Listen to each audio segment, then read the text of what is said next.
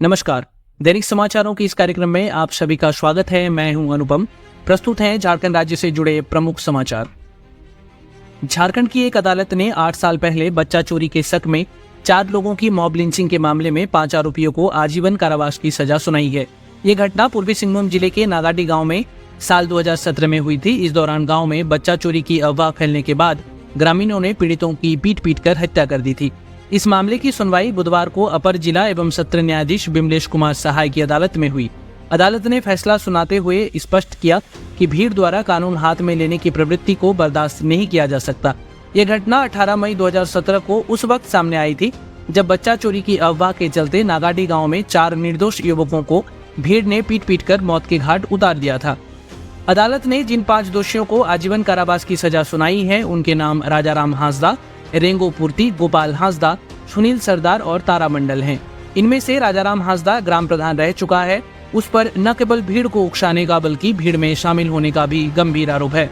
साल 2017 में प्रदेश के अलग अलग इलाकों में बच्चा चोरी की अफवाहें तेजी से फैल रही थी। इस दौरान नागाटी गाँव में 4 युवकों को बाहरी और संदिग्ध मानते हुए बच्चा चोर बता दिया गया और देखते ही देखते गाँव में भीड़ इकट्ठा हो गई। इसके बाद लोगों ने उन चारों पर बच्चा चोर होने का आरोप लगाते हुए उन्हें घेर कर उन्हें बुरी तरह पीटा। इस दौरान ग्रामीणों ने उन पर लाठी, डंडों और पत्थरों से हमला कर दिया था, जिससे मौके पर ही 3 लोगों की मौत हो गई थी, जबकि एक की मौत अस्पताल में हुई थी। झारखंड के सारंडा वन क्षेत्र को वन्यजीव अभयारण्य घोषित करने में हो रही देरी को लेकर बुधवार को सुप्रीम कोर्ट ने राज्य सरकार को कड़ी नसीहत दी और कहा कि हम नहीं चाहते कि किसी अधिकारी को जेल भेजना पड़े। इसके साथ ही अदालत ने राज्य सरकार को 7 दिन के अंदर इससे जुड़ा निर्णय लेने के लिए भी कहा। अदालत ने यह बातें पश्चिमी सिंहभूम जिले के सारंडा और सासंगदाबुरु वन क्षेत्र को क्रमशः वन्यजीव अभयारण्य और संरक्षण रिजर्व के रूप में अधिसूचित करने के लंबे समय से लंबित प्रस्ताव से संबंधित मामले की सुनवाई के दौरान कही। इससे पहले इस मामले में सर्वोच्च न्यायालय को दिए गए अपने हलफनामे में राज्य सरकार ने कहा था कि उसने वन्यजीव अभयारण्य के रूप में 31,468.25 हेक्टेयर जमीन के मूल प्रस्ताव के मुकाबले 57,519.41 हेक्टेयर क्षेत्र को अधिसूचित करने का प्रस्ताव रखा है। 17 सितंबर को मुख्य न्यायाधीश BR गवई की अध्यक्षता वाली पीठ ने सारंडा वन क्षेत्र को वन्यजीव अभयारण्य घोषित करने में राज्य सरकार के आचरण को पूरी तरह से अनुचित और जानबूझकर टालने वाला बताया था। नाराज कोर्ट ने तब झारखंड के मुख्य सचिव अविनाश कुमार को 8 अक्टूबर को व्यक्तिगत रूप से अदालत में पेश होकर यह बताने को कहा था कि राज्य सरकार ने वन्यजीव अभयारण्य को अब तक अधिसूचित क्यों नहीं किया है।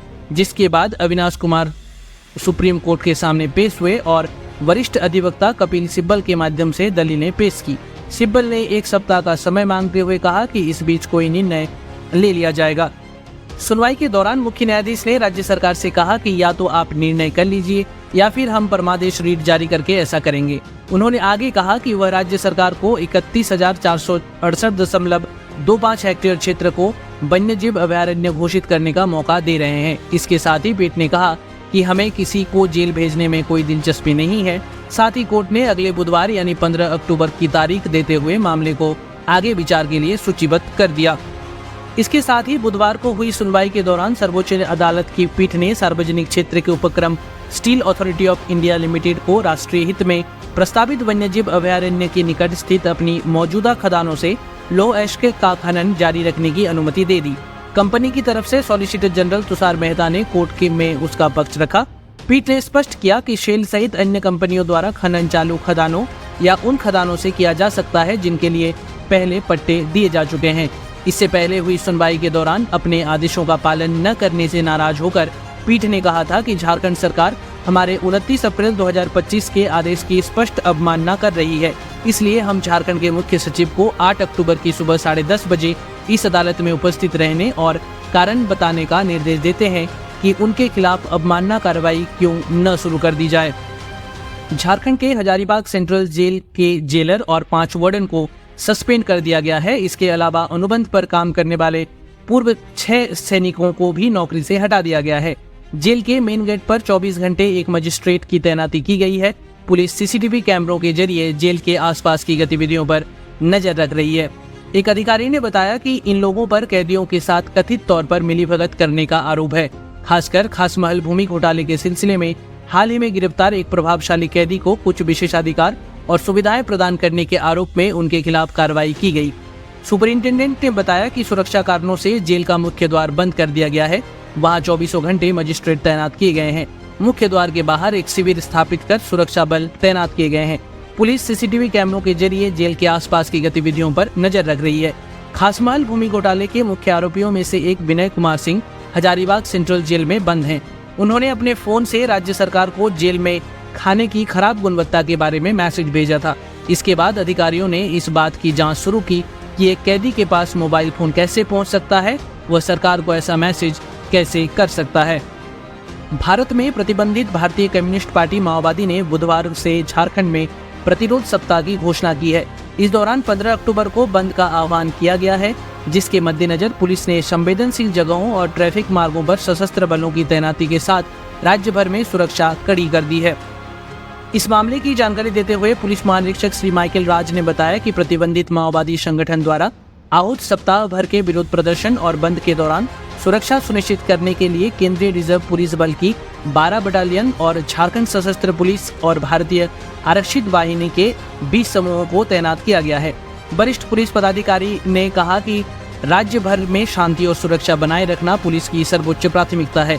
हमने सामान्य आवाजाही सुनिश्चित करने के लिए संवेदनशील स्थानों, सरकारी कार्यालयों और रेल तथा सड़क नेटवर्क सहित यातायात मार्गों पर अतिरिक्त बल तैनात किए हैं।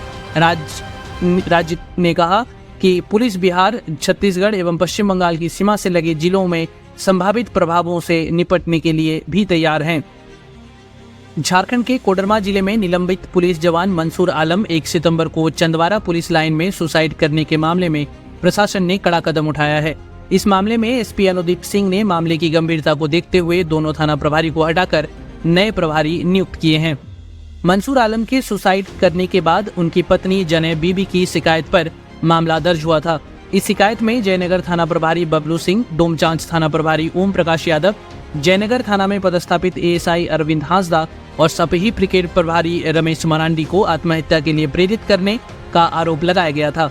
आत्महत्या से पहले मंसूर आलम ने एक वीडियो भी जारी किया था, जिसमें उन्होंने आरोप लगाया था कि इन अधिकारियों ने उन पर उनके खिलाफ झूठे आरोप लगाकर निलंबन कराया है। इस मामले को लेकर पुलिस मेंस एसोसिएशन ने एसपी अनुदीप सिंह से मिलकर मामले की गंभीरतापूर्वक जांच की मांग की थी। प्रशासन ने इस आग्रह को मद्देनजर रखते हुए चारों पुलिस कर्मियों को लाइन हाजिर कर दिया है। वहीं नए थाना प्रभारी अभिमन्यु कुमार ने डोमचांच थाना संभालते ही पत्रकारों को बताया कि उनकी प्राथमिकता क्षेत्र में अमन चैन कायम करना और अवैध कार्यों पर लगाम लगाना होगा।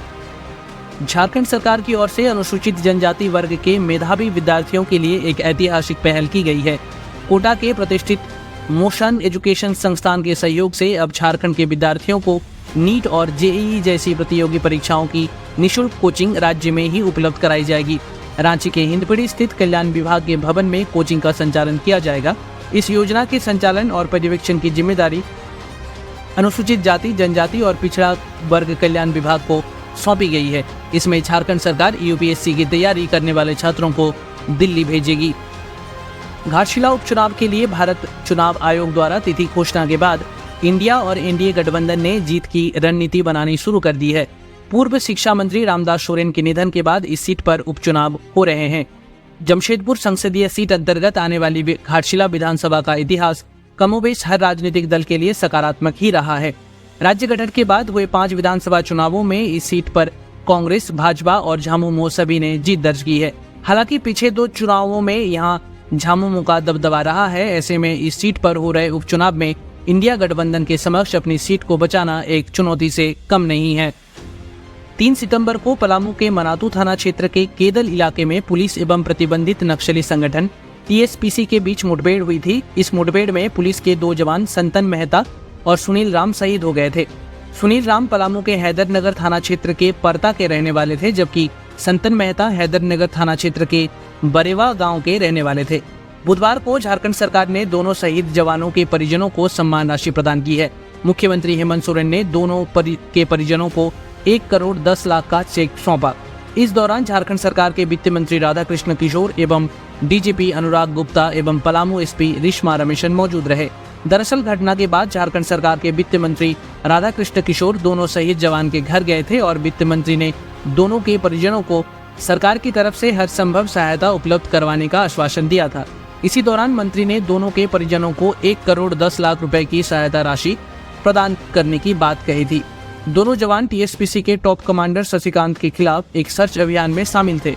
इस अभियान में पलामू के मनातू थाना क्षेत्र के केदल में भीषण मुठभेड़ हुई थी। इस मुठभेड़ में संतन मेहता और सुनील राम शहीद हो गए थे।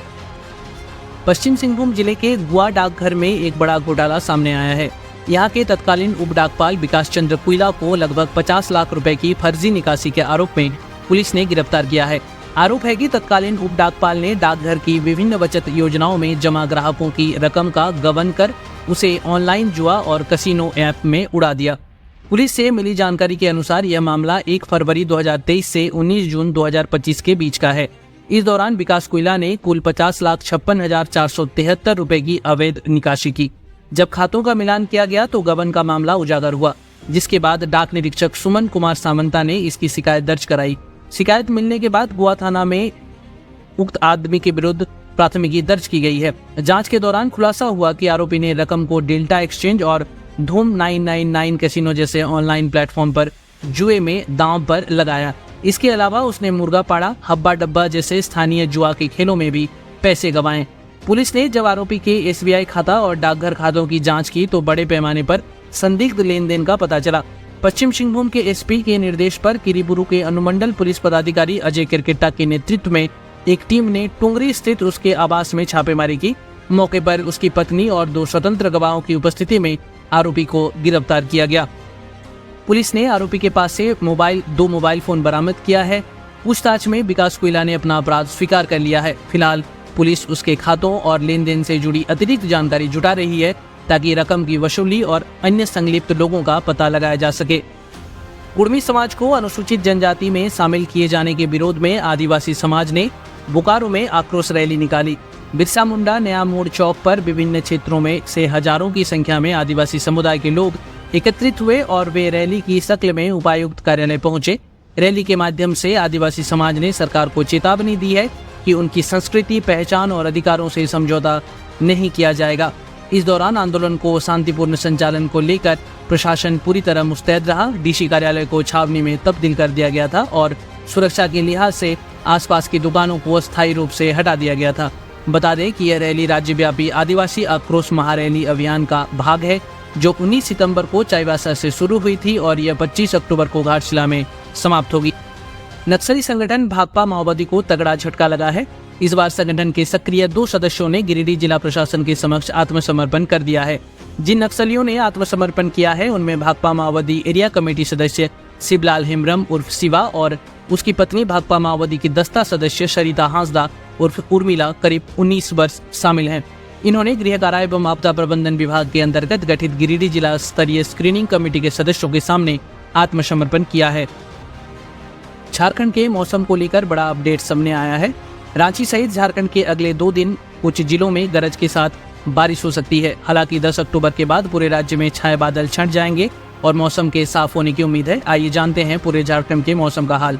मौसम विभाग के मुताबिक 10 अक्टूबर से झारखंड में हवा का रुख बदलेगा और उत्तरी पश्चिमी हवा का बहाव देखने को मिल सकता है। मौसम विभाग के अनुसार झारखंड के संताल और आसपास के इलाकों पर एक साइक्लोनिक सर्कुलेशन बना हुआ है। वहीं बांग्लादेश के दक्षिणी भाग और आसपास के क्षेत्रों पर भी एक साइक्लोनिक सर्कुलेशन कायम है। ऐसे में नम हवाओं के चलते रांची समेत कुछ हिस्सों में बारिश हो सकती है। ये थे झारखंड राज्य से जुड़े प्रमुख समाचार। आप ये जानकारी हमारे YouTube चैनल अनुपम क्रिएशन से सुन रहे हैं। अगर आप चैनल पे नए हैं तो कृपया हमारे चैनल को सब्सक्राइब करें। साथ ही हमें कमेंट करके बताएं कि आप ये जानकारी राज्य के कौन से जिले से सुन रहे हैं तथा आप वीडियो में कौन से सुधार की गुंजाइश देखते हैं। धन्यवाद।